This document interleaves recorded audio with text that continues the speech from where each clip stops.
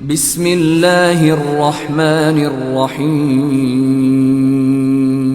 ونفس وما سواها فألهمها فجورها وتقواها قد أفلح من زكاها وقد خاب من دساها إن الحمد لله نحمده ونستعينه ونستغفره ونعوذ بالله من شرور أنفسنا ومن سيئات أعمالنا من يهده الله فلا مضل له ومن يضلله فلا هادي له وأشهد أن لا إله إلا الله وحده لا شريك له وأشهد أن محمدًا عبده ورسوله أما بعد فإن خير الحديث كتاب الله وخير الهدي هدي محمد صلى الله عليه وسلم وشر الأمور محدثاتها وكل محدثة بدعة وكل بدعة ضلالة وكل ضلالة في النار يا أيها الذين آمنوا اتقوا الله حق تقاته ولا تموتن إلا وأنتم مسلمون يا أيها الناس اتقوا ربكم الذي خلقكم من نفس واحدة وخلق منها زوجها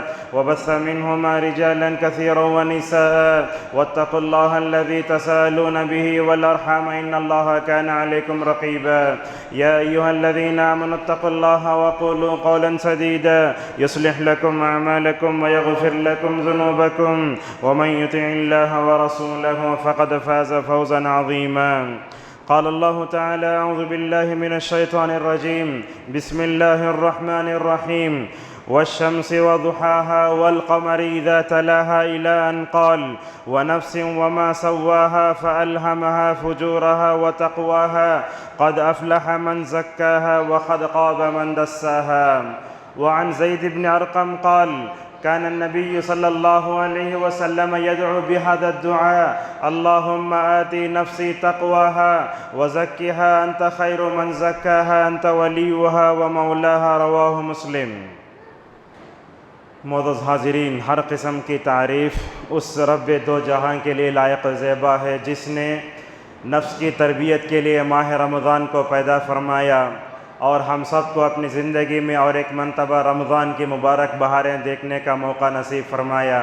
اللہ سے دعا ہے کہ جو دو روزے گزر چکے ہیں اللہ تعالیٰ ان دو روزوں کو اور قیام اللیل کو قبول فرمائے اور بقیہ دنوں میں اللہ تبارک و تعالیٰ کی عبادت اور اس کی اطاعت اور مختلف قسم کی عبادتوں کو انجام دینے کی توفیق نصیب فرمائے۔ معزز حاضرین، ماہ رمضان میں جو ہے چار جمعہ آتے ہیں۔ ان چار خطبات جمعہ میں رمضان، قرآن، ایسے تمام موضوعات پر جو ہے گفتگو ہوتی ہے۔ جیسے جیسے رمضان ختم ہوتا ہے صدقہ فطر، عید کے مسائل پر گفتگو ہوتی ہے۔ ہم رمضان ہی سے جڑے ہوئے ایک موضوع کو لے کر انشاءاللہ قرآن حدیث کی روشنی میں انشاءاللہ ایک آدھا گھنٹہ جو ہے آپ کے سامنے اظہار خیال کریں گے۔ ہمارا موضوع ہے رمضان نفس پر کنٹرول کرنے کا بہترین مہینہ ہے۔ معزز حاضرین، 30ویں پارے کی ایک سورت ہے سورۃ الشمس۔ اللہ تبارک و تعالیٰ نے اس میں سورت کی قسم کھائی۔ آگے اللہ تبارک و تعالیٰ نے کیا کہا؟ انسانی نفس کی قسم اور اس ذات کی قسم ہے جس نے اس کو برابر کیا ہے۔ اللہ تبارک و تعالیٰ نے انسان کے نفس میں بری باتیں بھی ڈالی ہیں، اچھی باتیں بھی ڈالی ہیں۔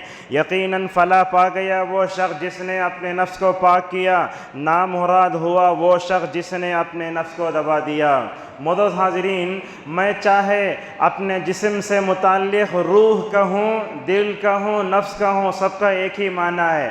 آپ جانتے ہیں اللہ تبارک و تعالیٰ نے صرف مسلمانوں میں نہیں بلکہ انسان میں ایک نفس بنایا ہے جو ہمارے اندر ہے۔ اللہ کے نبی صلی اللہ علیہ وسلم اسی جو ہے نفس کی طرف اشارہ کرتے ہوئے لوگوں دیکھو وَيُشِيرُ إِلَىٰ صَدْرِهِ 3 مرات تقویٰ ہاہنا۔ اللہ کے نبی فرماتے لوگوں تقویٰ جو ہے تمہارے کپڑوں میں اور تمہارے چہرے سے ظاہر نہیں ہونا چاہیے۔ تقوی کو اگر کہیں ہونا چاہیے تو وہ تمہارا دل اور اپنا نفس ہے۔ اللہ کے رسول صلی اللہ علیہ وسلم اپنے مبارک دل کی طرف 3 مرتبہ اشارہ کر کر کے بتاتے لوگوں تقویٰ دل میں ہوتا ہے، تقویٰ نفس میں ہوتا ہے، تقویٰ جو ہے ظاہری کپڑے پہننے کا نام نہیں ہے۔ معزز حاضرین، آپ جانتے ہیں انسانی نفس کیا ہوتا ہے؟ الگ الگ جو جو ہے کیفیتوں سے گزرتا ہے۔ آپ مسجد میں بیٹھے ہیں، آپ کی نفس کی کیفیت الگ ہے، مسجد کے باہر گئے آپ کے نفس اور دل کی کیفیت الگ ہوتی ہے۔ اللہ تبارک و تعالیٰ فرماتا ہے یہ انسانی نفس جو ہے نا الگ الگ روپ دھارتا ہے، کبھی نفس امارہ بن جاتا ہے۔ امارہ کا مطلب انسان کا نفس اس کو برائی کی طرف لے جاتا ہے۔ آپ دیکھیں گے تنہائی میں بیٹھے ہوئے ہیں، اللہ تبارک و تعالیٰ کے علاوہ کوئی ذات آپ کو نہیں دیکھتی ہے، شیطان آپ کو اکساتا ہے کہ برائی کر لو، یہ نفس امارہ ہے۔ جیسا کہ اللہ تبارک و تعالیٰ نے سورہ یوسف میں کہا وَمَا أُبَرِّئُ نَفْسِي إِنَّ النَّفْسَ لَأَمَّارَةٌ بِالسُّوءِ، کہا کہ انسان کو اس کا نفس برائی کی طرف لے جاتا ہے۔ اور ایک نفس پر آنے والی اور ایک کیفیت نفس لوامہ ہے۔ لوامہ کا مطلب کیا جانتے ہیں؟ ملامت کرنے والا۔ کیسے ملامت کرنے والا؟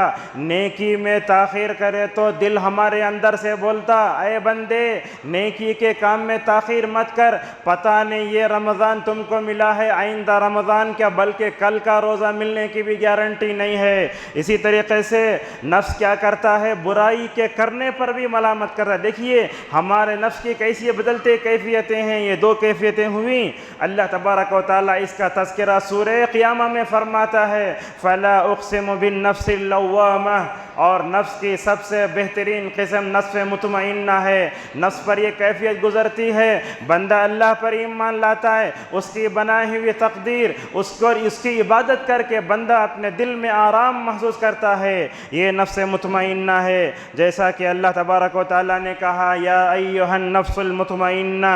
معزز حاضرین، رمضان جب بھی ہمارے درمیان میں آتا ہے تو ہمیں کھانے پینے کے آئٹم پر توجہ دینے کے بجائے اپنے نفس کی تربیت اور اس کی اصلاح کی طرف پوری کوشش کرنا چاہیے۔ قربان جاؤ جناب محمد رسول اللہ صلی اللہ علیہ وسلم پر۔ آپ نے کہا اے نوجوانوں کی جماعت، اگر تمہارے اندر اپنے بیویوں کو مطمئن کرنے کی طاقت ہے تو جلد شادی کر لو، تمہاری شرمگاہ بھی تمہاری نگاہیں بھی محفوظ رہیں گی۔ اگر جو ہے تم شادی نہیں کر سکتے، تمہارے پاس پیسہ نہیں ہے، مالی طاقت نہیں ہے، تو کیا کرنا؟ روزہ رکھنا۔ اس لیے کہ روزہ کیا کرتا ہے؟ انسانی نفس میں پیدا ہونے والی شرارتوں کو کچل کے رکھ دیتا ہے۔ معزز حاضرین، رمضان نفس کو ہر طرح کی برائی سے پاک کرنے کے لیے آیا ہے۔ اسی لیے جناب محمد رسول اللہ صلی اللہ علیہ وسلم نے فرمایا، دیکھیے رمضان میں اعلان ہوتا ہے۔ کیا اعلان ہوتا ہے؟ یا باغی الخیر اقبل، اے بھلائی کے چاہنے آنے والے آگے بڑھ، اے برائی کرنے والے ذرا اب تو تھم جا۔ یہ اعلان ہمارے نفس نے، ہمارے دل نے سنا۔ 2 دن گزرے رمضان کے، اپنے نفس سے سوال کر کے دیکھیے کہ ہم نے بھلائیوں کے میدان میں کتنے آگے بڑھے، برائی میں کتنا ہم پیچھے ہٹے۔ کیا امت میں گانے سننا ختم ہوا؟ ٹک ٹاک جو ہے ختم ہوا؟ سوچنے کی ضرورت ہے۔ دیکھیے اعلان ہوتا ہے اے بھلائی کے چاہنے والے آگے بڑھ، اتنا آگے بڑھ کہ تو جو ہے صحابہ کے نقش قدم پر چل کر اللہ تعالیٰ کو راضی کر لے، اور اتنا پیچھے ہٹ کہ مکمل طور پر اللہ تبارک و تعالیٰ تجھے معاف کر دے۔ معزز حاضرین، اللہ تبارک و تعالیٰ ہمیں نفس کی شرارتوں سے اور اس کے اندر پائے جانے والی برائی سے روکنے کے لیے کیا کیا انتظامات فرماتا ہے۔ اللہ کے نبی صلی اللہ علیہ وسلم نے فرمایا، کیا کہا؟ جنت کے دروازے کھول دیے جاتے ہیں۔ یہ کیوں؟ تاکہ تم اپنے نفس کی صحیح تربیت کر کر جنتی بن جاؤ۔ جہنم کے دروازے بند کر کے بتایا گیا نفس کی شرارتیں ذرا کم کرو، جہنم کی طرف لے جانے والے اعمال کم کرو۔ معزز حاضرین، شرکش شیاطین کو بیڑیاں پہنانے کا کیا مطلب؟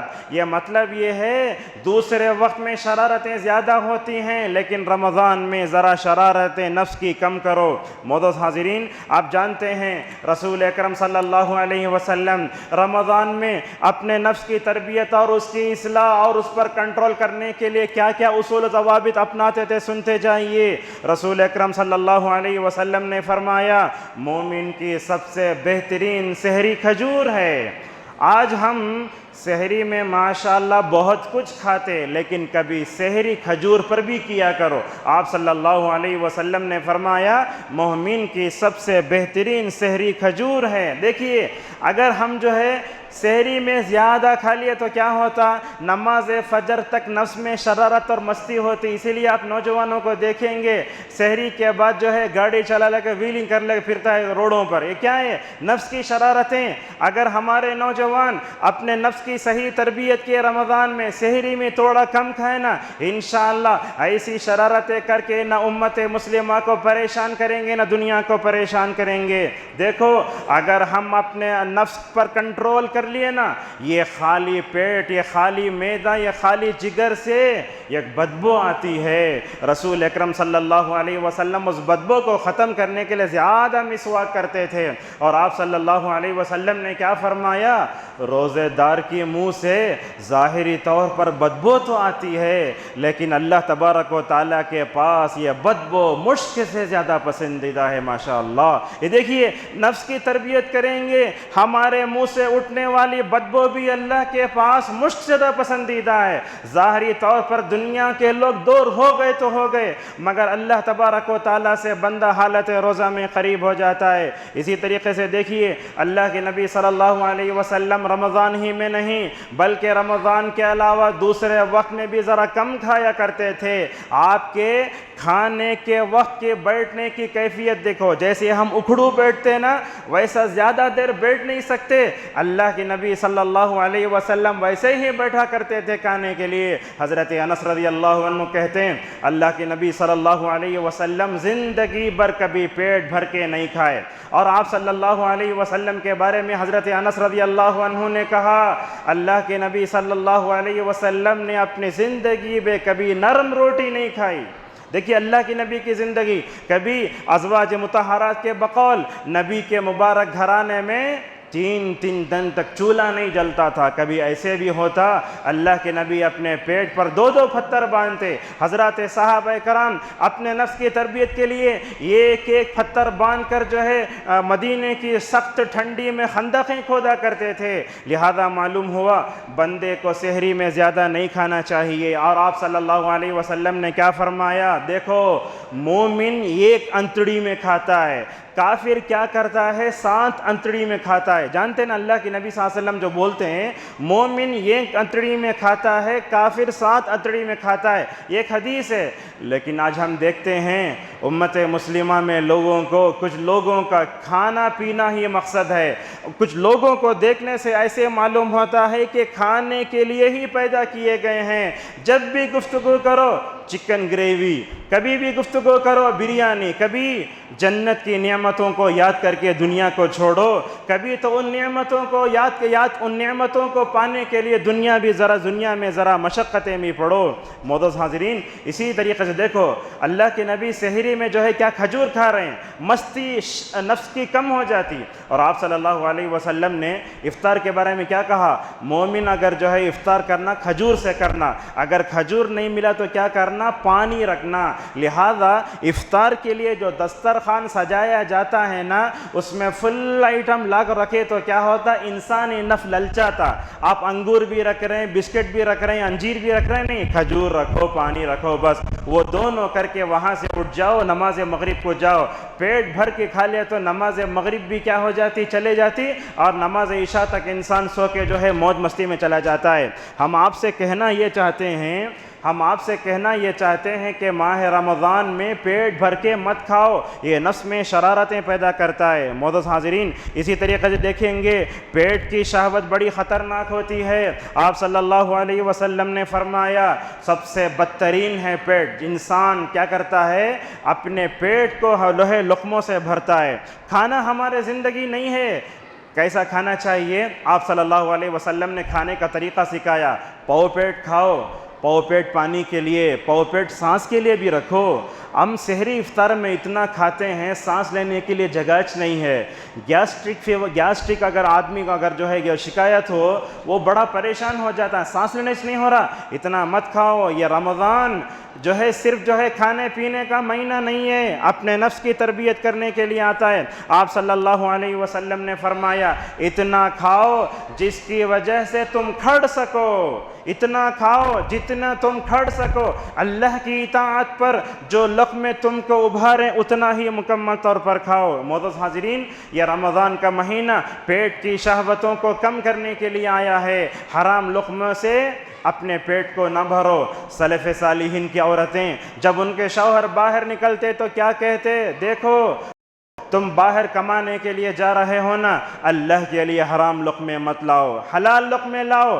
حرام لقمے لائے تو ہم نہیں کھائیں گے، ہم جو ہے بھوکے صبر کر لیں گے، لیکن حرام لقمے نہیں چاہیے۔ آج ہم جو ہے حالت روزہ میں پتہ نہیں کون سی کمائی کھا جا رہے ہیں۔ نفس کی کیسے تربیت کر سکتے ہیں، ذرا سوچنے کی ضرورت ہے۔ دیکھیے اللہ تبارک و تعالیٰ سورہ محمد صلی اللہ علیہ وسلم میں ارشاد فرماتا ہے، جو لوگ جہنم میں ہوتے ہیں، جنہوں نے اپنے مقصد زندگی کو نہیں سمجھا، وہ کیسے کھاتے ہیں؟ یأکلون کما تأکل الانعام والنار مثوی لہم، ایسے کھاتے ہیں جیسے جانور کھاتے ہیں، دنیا میں آئے جانوروں کی طرح کھاتے پیتے، کیا مکمل طور پر جو ہے جہنم رسید ہو گئے۔ معزز حاضرین، ماہ رمضان میں نفس پر قابو پانے کے لیے رسول اکرم صلی اللہ علیہ وسلم نے اور ایک نسخہ بتایا۔ آپ نے کہا اذا کان یوم صوم احدکم فلا یرفث ولا یفسق ولا یجہل، آپ نے کہا روزہ رکھ کر بے حیائی کی باتیں نہیں کرنا، روزہ رکھ کر بےہودہ بے حیائی کی باتیں نہیں کرنا، اور اپنی بیوی سے بھی عشق و معاشقے کی باتیں نہیں کرنا ماہ رمضان میں، اور جہالت بھی نہیں کرنا۔ اور آپ صلی اللہ علیہ وسلم نے فرمایا انسان بھوکا رہتا ہے نا، غور سے سنیں نکتہ ہے، انسان بھوکا رہتا ہے نا، اس سے نفس اندر سے بولتا ذرا اپنے بھائی بہن سے لڑ لینا، تو بہت لڑتے ہم لوگ رمضان میں۔ اللہ کے نبی فرماتے اگر ماہ حالت روزہ میں، ماہ سیام میں اگر تم سے کوئی لڑو تو کہو میں روزے سے ہوں، میں روزے سے ہوں، میرا احترام نہیں کرے تو چلتا، میرے روزے کا تو ذرا احترام کرو۔ ماہ رمضان میں بھوکے رہ کر جب ہوتے ہیں تو شیطان کا حملہ اوپر ہوتا ہے، ہم لڑائی کرنا شروع کر دیتے ہیں۔ معزز حاضرین، بے حیائی کی باتیں، بے حیائی کی میسیجز حالت روزہ میں ایک دوسرے کو ہرگز نہیں بھیجنا چاہیے۔ دیکھیے اللہ کے نبی صلی اللہ علیہ وسلم کے پاس ایک نوجوان آتا ہے، کہتا ہے یا رسول اللہ کیا میں حالت روزہ میں اپنی بیوی کا بوسہ لے سکتا ہوں؟ اللہ کے نبی منع فرماتے اسے، کوئی نوجوان حالت جو ہے سیام میں، حالت روزہ میں اپنی بیوی سے جو ہے بوسہ نہیں لینا۔ لیکن ایک بوڑھا آتا ہے، اللہ کے نبی صلی اللہ علیہ وسلم اسے حالت روزہ میں اپنے بیوی سے جو ہے بوس و کنار کرنے کی مکمل طور پر اجازت دیتے ہیں۔ دیکھو رسول اکرم صلی اللہ علیہ وسلم کی تربیت کا انداز، آپ سائیکالوجی اور نفسیات بھی جانتے تھے، آپ نے بوڑھے کو اجازت نہیں دی، نوجوان آپ نے بوڑھے کو اجازت دی، نوجوان کو روکا۔ آپ کو معلوم ہے اگر نوجوان کو اجازت دی جائے جذبات برانگیختہ ہوں گے اور آگے چل کر پتہ نہیں وہاں تک پہنچے گا جہاں حالت روزہ میں انسان کو نہیں پہنچنا چاہیے۔ اور ایک صحابی رسول اللہ صلی اللہ علیہ وسلم کے پاس دوڑتے ہوئے آتے ہیں، کہتے ہیں یا رسول اللہ حالت رمضان میں نے اپنی بیوی سے جمع کر لیا، کیا کروں؟ ہوتا ہے تو اللہ کے نبی صلی اللہ علیہ وسلم نے پوچھا غلام آزاد کرتے کیا؟ بولا یا رسول اللہ نہیں، غلام آزاد کرنے کی طاقت نہیں ہے۔ اس کے بعد بولے 2 مہینے روزے رکھو، تمہیں رمضان کی بے حرمتی کرے نا، نفس کی شرارتوں میں آ کر رحمان کو چھوڑ کر شیطان کو تم نے خوش کیا ہے نا، 2 مہینے لگاتار روزے رکھو۔ اس نے کہا یا رسول اللہ نہ غلام آزاد کرنے کی طاقت ہے اور نہ 2 مہینہ روزہ رکھنے کی طاقت ہے۔ آپ صلی اللہ علیہ وسلم نے فرمایا 60 مسکینوں کو کھانا کھلاؤ۔ تو وہ صحابی کھڑے ہو کر نبی کریم صلی اللہ علیہ وسلم کے سامنے کہنے لگے یا رسول اللہ دیکھو آپ کے دائیں آگے پیچھے یہ اس آبادی میں میرے سے زیادہ کوئی فقیر نہیں ہے، ایسے ہی کہا اس نے۔ اللہ کے نبی صلی اللہ علیہ وسلم مسکرا گئے، یا رسول اللہ میں 60 مسکینوں کو کیا کھلاؤں، میں خود مسکین ہوں۔ اللہ کے نبی نے فرمایا جاؤ اپنے گھر والوں کو کھلا لو۔ اللہ کے نبی گھر میں جاتے ہیں، ایک موٹا کھجور کا لا کر دیتے ہیں، جاؤ کھلا لو۔ ماشاءاللہ اس نبوی تربیت پر قربان جاؤ، آپ نے اس کے نفس کی تربیت بھی کی اور رمضان کی بے حرمتی پر یہ بتایا کہ رمضان کی بے حرمتی کرنے والوں کا مکمل طور پر کیسا علاج کرنا چاہیے۔ معزز حاضرین، رمضان میں بے حیا گفتگو، بے حیائی، فحش تصویریں دیکھنے سے ہمیں مکمل طور پر دور رہنا چاہیے۔ آج کل کیا ہے، یہ موبائل اٹھاتا ہی پہلے عورت کی تصویر آتی ہے، اس میں نعوذ باللہ کیسی تصویریں بچے دیکھ کر غارت ہو جا رہے ہیں. لہذا سوشل میڈیا سے رمضان میں جتنا دور رہے اتنا دور رہو. آپ مکے کی مدینے کی تراویح دیکھ لیے, درس اپلوڈ ہوا, کوئی جو ہے درس لے آ رہا ہے اتنا دیکھ لے سکتے ہیں آپ, ورنہ تو برائی اس میں اتنی ہے کہ اگر جو ہے تربیت, دینی تربیت جس کو نہیں ہے وہ تو سوشل میڈیا کو ہاتھ ہی نہ لگائے, ورنہ دینی تربیت کے بغیر ایک انسان صحیح کام کرنے جائے اور بگڑ جائے. معزز حاضرین, اسی طریقے سے یاد رکھیں نفس کی شرارتوں میں اور ایک ہے وہ کیا, ہم جو ہے ان رمضان کے مہینوں میں برے دوستوں سے بھی اپنے آپ کو بچائیں. عموماً کیا ہوتا ہے, سحری کے بعد ہمارا نوجوان برے دوستوں کے ساتھ مل کر ادھر ادھر جاتا ہے, افطار کے بعد ہوٹلوں میں گپ شپ کرتے ہوئے بیٹھتے نہیں. آپ دیکھیے صبح میں فجر صادق کے طلوع ہونے سے لے کر سورج کے غروب ہونے تک جیسے رہے نا, اللہ تعالیٰ چاہتا ہے کہ آپ کا پورا دن ویسا ہو جائے. اللہ تعالیٰ چاہتا ہے کہ آپ کی پوری زندگی ویسے ہو جائے. آپ 12-13 گھنٹے خاموش رہ جا کر بعد میں اپنے آپ کو آزاد تصور کیے تو ہم یہ سمجھتے ہیں اپنے نفس کے ساتھ دھوکا ہے. معزز حاضرین, اللہ کے نبی صلی اللہ علیہ وسلم نے ایک حدیث میں کہا, اللہ تعالیٰ فرماتا ہے روزہ میرے لیے ہے, میں روزے دار کا بدلہ ہوں. کیا مطلب ہے؟ اللہ تعالیٰ فرماتا ہے میرا بندہ میرے لیے کھانے کو بھی چھوڑتا ہے, اپنے ہر طرح کی شہوتوں کو بھی چھوڑتا ہے. دیکھو ہمارے گھر میں شادی شدہ لوگوں کے سامنے بیویاں بھی ہوتی ہیں, ہمارے سامنے ہر طرح کے کھانے بھی رکھے ہوئے ہوتے ہیں, مگر دیکھیے یہ ریموٹ کی طرح یہ تقوی, یہ رمضان کیسے انسانی نفس کو کنٹرول کرتا ہے. آپ چاہے تو اٹھا کر کھا لے بھی سکتے, آپ چاہے تو اٹھا کر پانی بھی پی لے سکتے ہیں,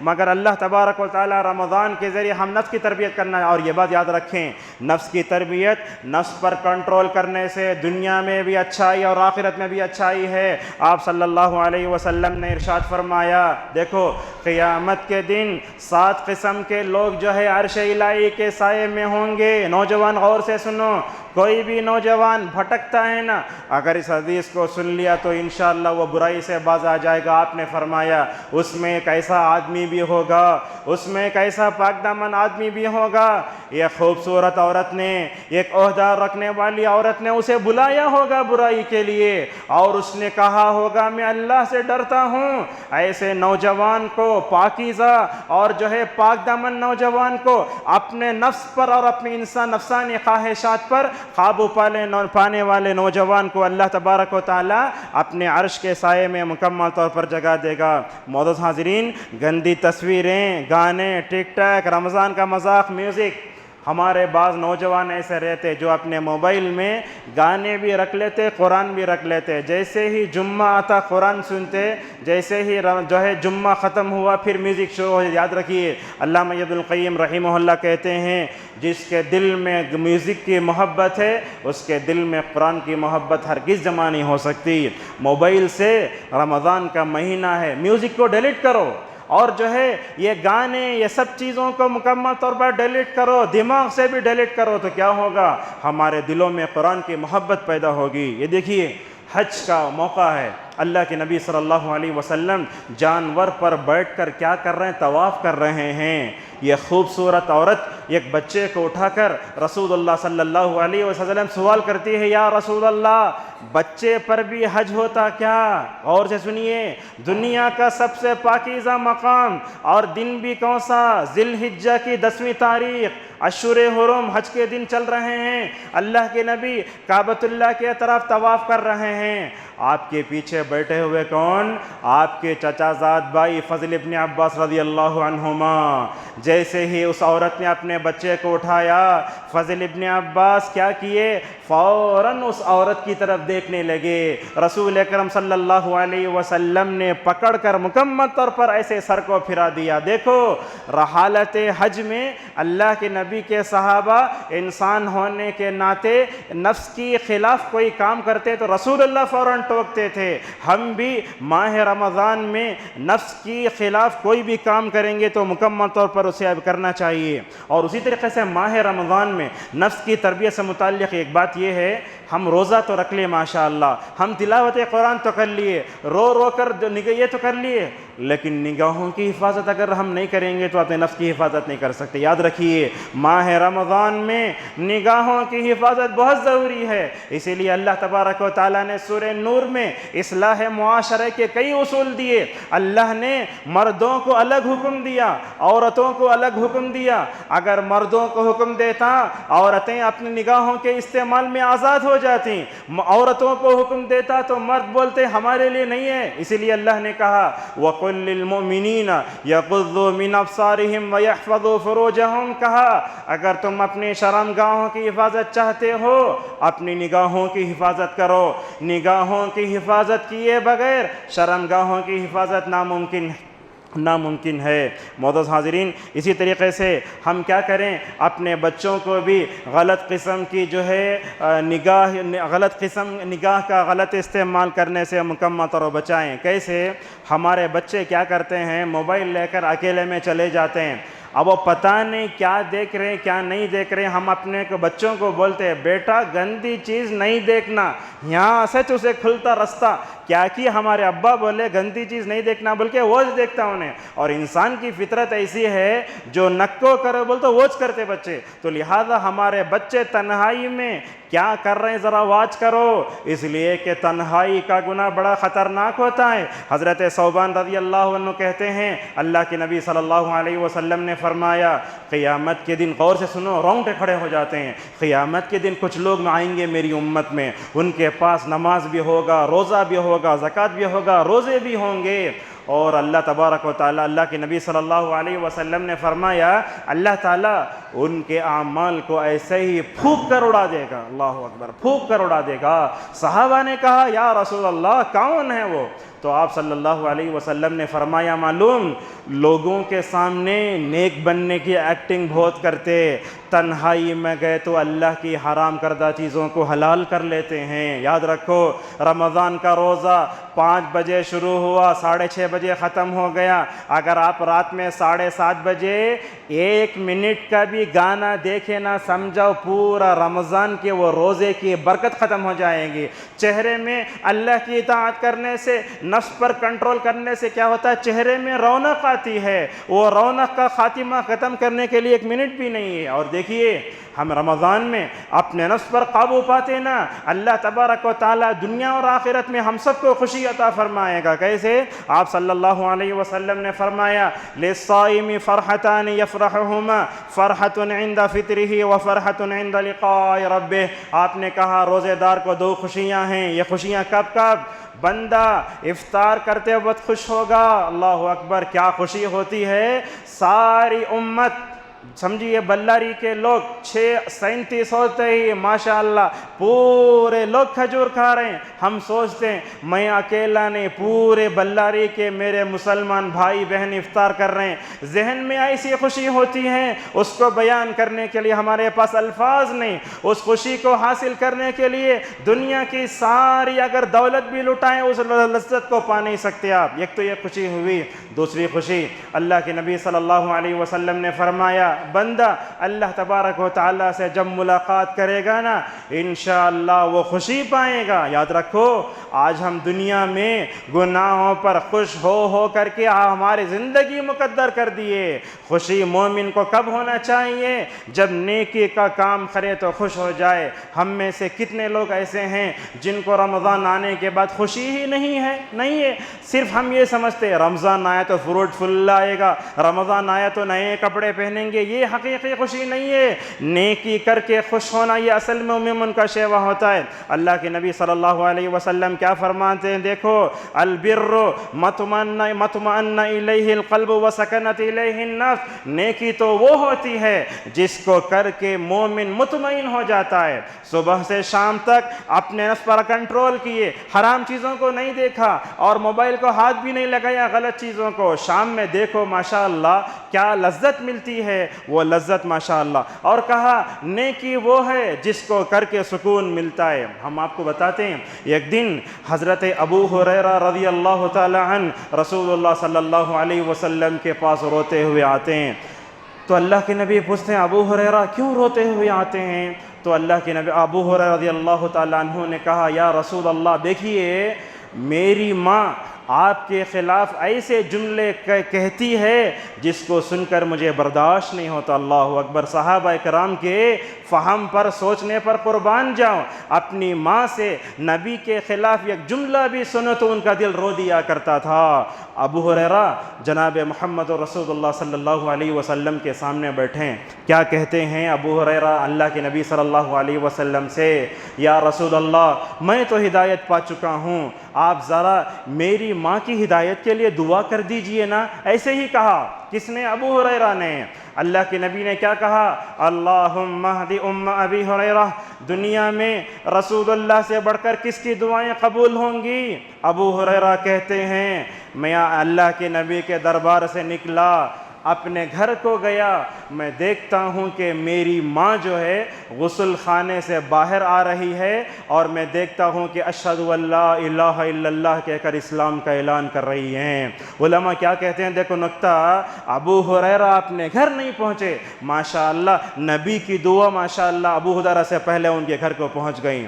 ابو ہریرہ اپنی ماں کو دیکھتے ہیں، میری ماں جہنم سے بچ گئی نا، میں بھی جہنم سے بچ گیا نا، خوشی خوشی روتے ہوئے رسول اللہ صلی اللہ علیہ وسلم کے دربار میں آتے ہیں، نبی کے سامنے بیٹھتے ہیں، خوشی سے رو پڑتے ہیں۔ اللہ کے نبی پوچھتے ہیں ابو ہریرہ کیوں روتے ہو تم؟ تو کیا کہتے ہو؟ دیکھو اے اللہ کے نبی صلی اللہ علیہ وسلم، آپ نے میری ماں کے ہدایت کے لیے دعا کی تھی، جو ہے میری ماں جو ہے ماشاءاللہ ہدایت پا چکی۔ یہی ہوتا ہے مومن، کیا ہوتا ہے؟ اللہ تعالیٰ کی ہدایت اور اس کی نعمت اور نفس پر کنٹرول کرنے کی قوت کو پا کر خوش ہو جاتا ہے۔ ایک دن حضرت ابی ابن کعب رضی اللہ عنہ کو جناب محمد رسول اللہ صلی اللہ علیہ وسلم نے کہا اے ابی قرآن سناؤ۔ ابی نے کہا یا رسول اللہ آپ تو وہ ذات ہیں، آپ کا تو وہ پاکیزہ دل ہے جس پر قرآن اترا ہے، میں آپ کو قرآن سناؤں؟ ایسے ہی کہا حضرت ابی ابن کعب رضی اللہ تعالی عنہ نے۔ اللہ کے نبی نے کہا اے ابی ساتوں آسمانوں سے اللہ نے تمہارا نام لیا ہے، تمہارا نام لیا ہے۔ ابی پوچھنے لگے اللہ سمانی، اللہ نے میرا نام لیا ہے؟ خوشی کی انتہا تھی، حضرت ابی ابن کعب رضی اللہ عنہ خوشی سے رو پڑے۔ لہذا کیا معلوم ہوتا ہے؟ ہمیں بھی اپنے نفس کو کنٹرول میں رکھ کر نیکی پر خوش ہونا، یہ اصل میں مومن کی مکمل طور پر جو ہے یہی شیوا ہوتا ہے۔ اور ماہ رمضان میں آپ دیکھیں گے نفس کی تربیت کے تعلق سے اور ایک بات، یہ ہم رمضان میں تہجد پڑھتے ہیں نا، تراویح، تہجد، قیام اللیل، یہ بھی نفس کی مکمل طور پر تربیت ہے۔ عام نمازیں کیا ہوتی ہیں؟ 7 8 9 منٹ، زیادہ بولے تو فجر 12 15 منٹ، لیکن ماشاءاللہ پاؤ گھنٹہ ہم کھڑے رہتے 2 رکعت کے واسطے۔ کیوں؟ یہ بتانے کے لیے اے اللہ میں ساری دنیا کو چھوڑ کر اپنے نفس پر قابو پا کر، نیند کو قربان کر کے، تجارت کو قربان کر کے، اپنا دکان بند کر کے تیرے گھر میں آ کر کھڑا ہوں، اے اللہ تو میری عبادت قبول فرما لے۔ دیکھیے یہ تہجد بھی کیا کرتا ہے؟ بندے کو مکمل طور پر نیند پر قابو پانے اور اللہ کے خاطر تھکنے کی مکمل طور پر جو ہے مشق کراتا ہے۔ اللہ تبارک و تعالی مومنین کی تعریف کرتا ہے، سورہ ذاریات میں کہتا ہے کانوا قلیلا من اللیل ما یہجعون وبالاسحار هم یستغفرون۔ مومن کون ہوتے ہیں؟ جو رات میں سوتے کم ہیں اور سحری کے موقع پر استغفار کرتے ہیں۔ یہاں آئے ہوئے سارے مصلی حضرات و خواتین سے ایک اپیل کریں گے، ہم سمجھیے ہمارے خطبے کی سب سے اہم چیز یہی ہے، وہ کیا ہے؟ سحری میں اٹھتے نا آپ ماشاءاللہ 2 رکعت نماز پڑھو اگر موقع ملے تو، اور سحری میں ایک سنت ہم چھوڑ دیتے ہیں، وہ کیا؟ سحری میں ماشاءاللہ اچھا کھاتے لیکن سحری کے وقت استغفار کرنا چھوڑ ڈالتے۔ 1 2 منٹ بیٹھ کر اپنے دعاؤں، اپنے جو ہے جو گناہوں سے توبہ استغفار کرنا مت بھولو۔ اپنے بچوں کو بھی، اپنی بیویوں کو بھی سحری کے وقت استغفار کرنے کی مکمل طور پر عادت ڈالو۔ معزز حاضرین، اس خطبے کے ذریعے ہم کیا پیغام دینا چاہتے ہیں؟ پہلا پیغام یہ ہے کہ جو ہے رسول اکرم صلی اللہ علیہ وسلم نے جیسے ہمیں رمضان گزارنے کا حکم دیا ویسے گزارو۔ ہمارے باپ دادا جیسے رمضان گزارے ویسے نہیں گزارنا ہم۔ اگر ہم ویسے گزاریں گے تو کیا ہوگا؟ ہم اپنے نفس پر کنٹرول نہیں کر سکتے۔ اور اسی طریقے سے اس خطبے کا دوسرا پیغام یہ ہے کہ روزے کے آداب کا مکمل طور پر خیال رکھیں۔ اور روزے میں اپنے نفس کی تربیت کے لیے کیا کریں؟ مکمل طور پر اللہ تبارک و تعالیٰ سے دعا کرتے رہیں. اور روزے کی اس حالت میں کبھی غصہ بھی بہت زیادہ آتا ہے، کبھی ہم علماء پر برس جاتے ہیں، کبھی دوسروں پر برس جاتے ہیں. نہیں، نفس میں انتقام لینے کی جو کیفیت ہے نا، اس کو دباؤ. دیکھو، غصے کو پئیں گے تو اللہ تبارک و تعالیٰ تمہیں جنت میں بھیجے گا. ہمیں معلوم ہے عرب وغیرہ میں دو کار والے آپس میں اگر آ کر مار لیے، غصہ ہوئے، تو تیسرا آدمی کیا کرتا ہے؟ ایک کارڈ لے جا کر بتاتا اسے. وہ کارڈ میں کیا لکھا رہتا؟ لا تغضب فلک الجنہ، تم غصہ نہ کرو تمہیں جنت ملے گی. یہ اللہ کے نبی کا فرمان دیکھ کر ماشاءاللہ مائکرو سیکنڈ میں غصہ غائب ہو جاتا. لہذا غصے اور انتقام کی آگ کو مکمل طور پر دباؤ. اور کیا کرو؟ پہلے کیا ہوتا تھا؟ رمضان کے روزے کی پابندیاں رات ہی سے شروع ہو جایا کرتی تھیں. اللہ کا شکر ادا کرو، نماز فجر کی اذان سے روزے کی پابندیاں شروع ہوتی ہیں. اور اللہ تبارک و تعالیٰ کی تربیت کا طریقہ دیکھو. اگر پورے ماہ رمضان میں شوہروں کو بیویوں سے روک دیا جاتا تو شوہر کتنا پریشان ہوتے نا، بہت ہوتے. لیکن اللہ تبارک و تعالیٰ کی تربیت کے طریقے پر قربان جاؤ. اللہ نے روزے کی آیتوں کے درمیان میں کہا، دن بھر اپنے بیوی سے رک کر تھے نا تم، ماشاءاللہ رات کے موقع پر تمہارے لیے اپنے بیوی کی ضرورت پوری کرنا جائز ہے. جناب محمد رسول اللہ صلی اللہ علیہ وسلم بھی ماہ رمضان میں راتوں میں اپنی بیویوں سے ضرورتیں پوری کرتے تھے. سنیے، ضرورتیں پوری کرتے تھے. کبھی تو حالت جنابت میں سحری بھی کرتے تھے. نماز فجر کی اذان ہونے کے بعد نہا کر نماز فجر کے لیے جایا کرتے تھے. ہمارے پاس غلطی کیا ہوتی ہے؟ اگر ہم جنوبی ہو گئے، اگر ہم ناپاک ہو گئے تو کیا کرتے؟ سحری کھا کے ایسے ہی سو جاتے. نہیں، نماز فجر چھوڑ کے نہیں سونا چاہیے، بلکہ آپ حالت ناپاکی کی حالت میں سحری کر لیے، روزہ صحیح ہے، لیکن اس کے بعد آپ کے اوپر نہا کر نماز فجر پڑھنا مکمل طور پر واجب ہو جاتا ہے. اور اس سے معزز حاضرین، نفس کی تربیت میں آپ دیکھو، رمضان کا آخری عشرہ آتا، اللہ کے نبی صلی اللہ علیہ وسلم اپنی بیویوں کو چھوڑ دیتے تھے، بیویوں سے الگ تھلگ ہو جاتے. اور اللہ کے نبی صلی اللہ علیہ وسلم ہمیشہ نفس کی شرارتوں سے پناہ مانگتے تھے. آپ ایک برائی سے رکنا چاہتے ہیں، رک نہیں پا رہے ہیں، کیا کرنا؟ اللہ تبارک و تعالیٰ سے پناہ مانگنا چاہیے. ابو بکر صدیق رضی اللہ عنہ رسول اللہ صلی اللہ علیہ وسلم کے پاس جاتے ہیں، کہتے ہیں یا رسول اللہ، میں صبح میں شام میں کیا دعا پڑھوں؟ اللہ کے نبی سکھاتے اعوذ بک من شر نفسی ومن شر شیطان وشرکہ، دعا سکھاتے. اور اسی طریقے سے رمضان کے اس موقع پر ہمارے اندر ذرا ریاکاری بھی پیدا ہوتی ہے. ہم کیا کرتے؟ افطار کا سامان لے کے لوگ فوٹو لے کے فیس بک میں ڈالتے. نہیں، رمضان کا یہ روزہ ہمیں اخلاص کی تعلیم دیتا ہے. اپنے نفس میں ریاکاری، دکھاوا، دوسروں کو خوش کرنے کی، شہرت، یہ سب چیزوں کو مکمل طور پر رمضان میں اپنے نفس سے مکمل طور پر ختم کرو. اور ایک بات بتاتے ہیں آپ کو کیا ہوتا ہے رمضان کے مہینے میں. ہمارے نوجوان لڑکے لڑکیاں افطار کے بعد ذرا زیادہ مستی کرتے رہتے. دیکھیں گے آپ، زیادہ مستی کرتے. ان کو بتاؤ یہ چند گھنٹے اپنے نفس پر کنٹرول کرنے لا کوئی کمال کی بات نہیں ہے. یہ 12 گھنٹے اپنے نفس پر کنٹرول کرنے کی جو پریکٹس تم کو دلائی گئی نا، وہ پریکٹس کا پورا اثر تمہارے زندگی میں مکمل طور پر دیکھنا چاہیے. معزز حاضرین، رسول اکرم صلی اللہ علیہ وسلم حالت روزہ میں اپنی بیویوں سے بوسہ بھی لیتے تھے. اور عائشہ رضی اللہ عنہ کہتی ہیں کہ رسول اکرم صلی اللہ علیہ وسلم اپنی خواہشات پر زیادہ قابو پانے والے تھے. ہم جمعہ کا موقع آیا، ماشاءاللہ اچھا لباس پہن کر آ گئے، لیکن یاد رکھیں مومن کے لیے سب سے بہترین لباس وہ تقوی کا لباس ہے. اور یہ بات یاد رکھو، اپنے دل کے نفس کے بارے میں کبھی مطمئن نہیں ہو جانا. ہم کیا کرتے ہیں؟ 2 روزے رکھ لے سچ، باہر میں جو لوگ غیر روزہ دار ہیں ان کو گری ہوئی نگاہوں سے جو ہے دیکھتے. یاد رکھو اپنی نیکی پر ذرہ برابر بھی غرور مت کرو، نیکی پر غرور مت کرو.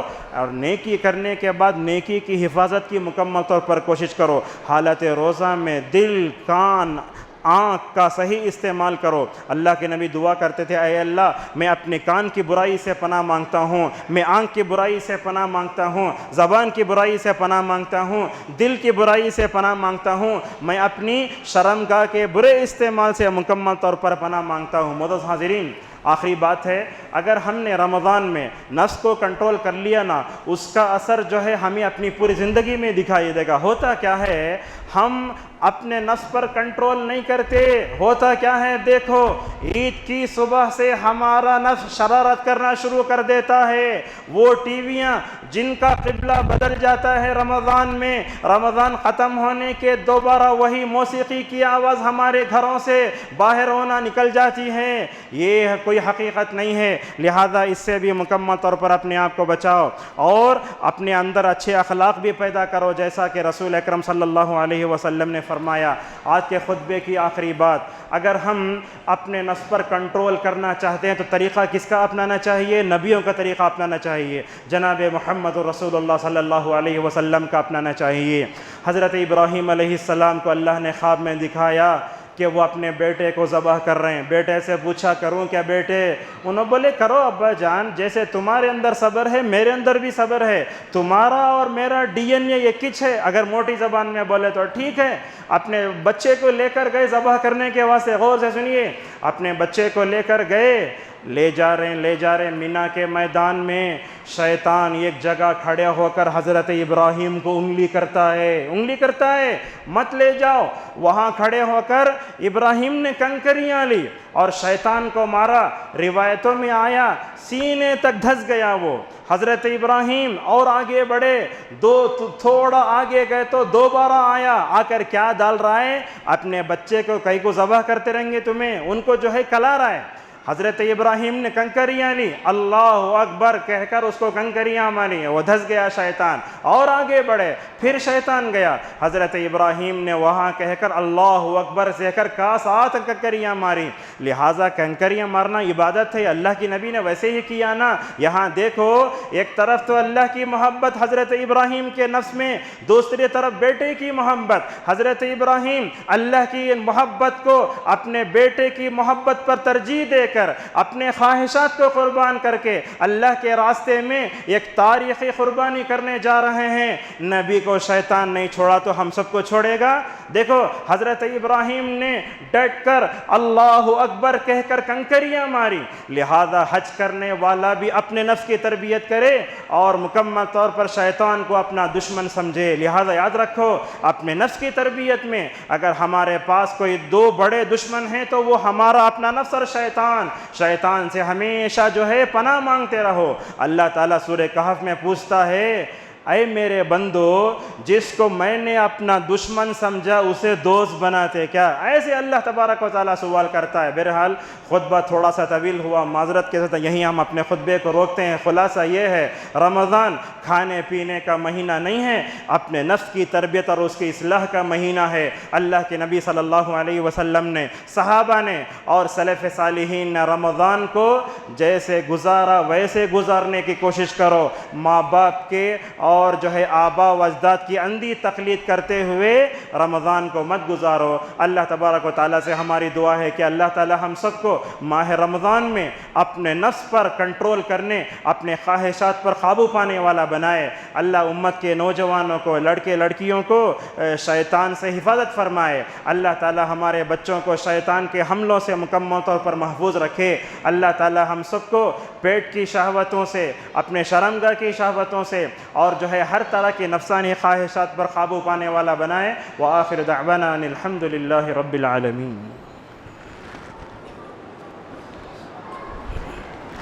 الحمد للہ علی احسانہ والشکر لہ علی توفیقہ وامتنانہ، وأشهد أن لا إله إلا الله وحده لا شريك له تعظيما لشانه، وأشهد أن محمدا عبده الداعي إلى رضوانه صلى الله عليه وعلى آله وصحبه وسلم تسليما كثيرا۔ أعوذ بالله من الشيطان الرجيم، إن الله وملائكته يصلون على النبي يا أيها الذين آمنوا صلوا عليه وسلموا تسليما۔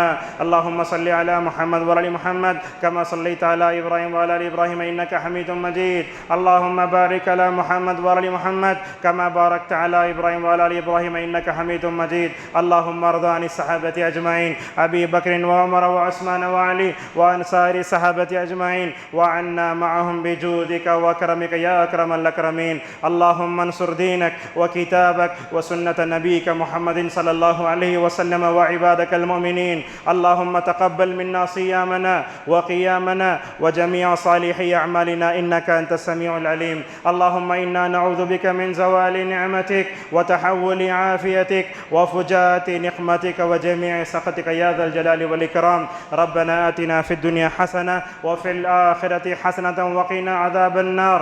اللهم ارفع عنا هذا الوباء، اللهم ارفع عنا هذا الوباء يا ذا الجلال والإكرام. اللهم احفظنا من بين أيدينا ومن خلفنا وعن يميننا ومن شمال فوقنا. اللهم إنا نعوذ بك أن نغتال من تحتنا يا ذا الجلال والإكرام. ربنا آتنا في الدنيا حسنة وفي الآخرة حسنة وقنا عذاب النار. ربنا هب لنا من أزواجنا وذرياتنا قرة أعين واجعلنا للمتقين إماما. أعوذ بالله من الشيطان الرجيم. إن الله يأمر بالعدل والإحسان وإيتاء ذي القربى وينهى عن الفحشاء والمنكر والبغي يعظكم لعلكم تذكرون. فاذكروا الله يذكركم وادعوه يستجب لكم ولذكر الله أكبر والله يعلم ما تصنعون.